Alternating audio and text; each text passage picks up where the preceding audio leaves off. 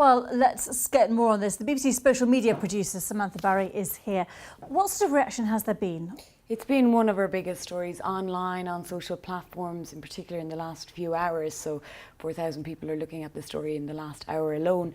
The reaction on the whole, in particular on those social platforms like our Facebook page where people can engage with a story, have been pretty unsympathetic to the death row inmate.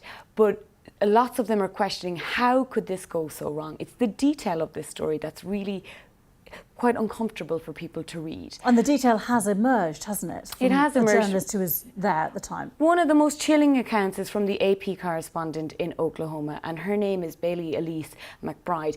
Her Twitter account plays by a minute-by-minute account of what actually happened during that execution.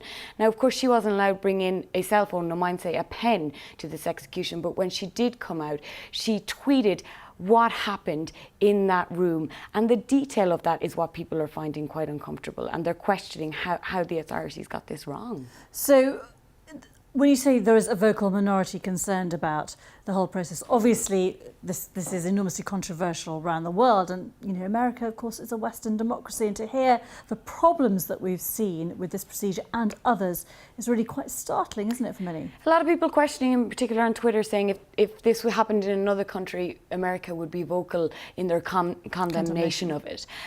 You have those people that are vehemently against death row and execution, and they're using this to highlight that this shouldn't be happening in the US. But a lot of the comments that we're getting refer to the family of the 19-year-old that was murdered, that this man was accused of murdering. Clayton Lockett, yes, was convicted of murder of a 19-year-old. So a lot of the comments talk about her family and the family of that woman and the justice for her. And yes, this botched execution was horrible, but a lot of our people commenting on our Facebook saying he deserved to die. And I don't know whether you've got this information with you, but do you know whether most of the comments are coming from North America, or is this something that has sparked interest worldwide? It's quite a global story. A lot of our comments are coming actually from Africa and Asia, but America as well.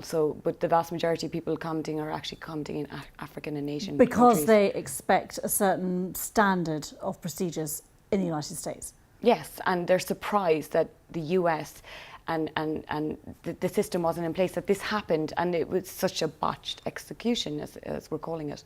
And when people obviously find the story, how have they found it? Have they found it from the original reporter, or has this come because of our website and other news websites? A lot of it's being shared on social platforms, so a lot of it's being shared through Facebook, and then they're clicking through to BBC Online, or they're finding out on Twitter. And are you surprised that it's caused such a stir?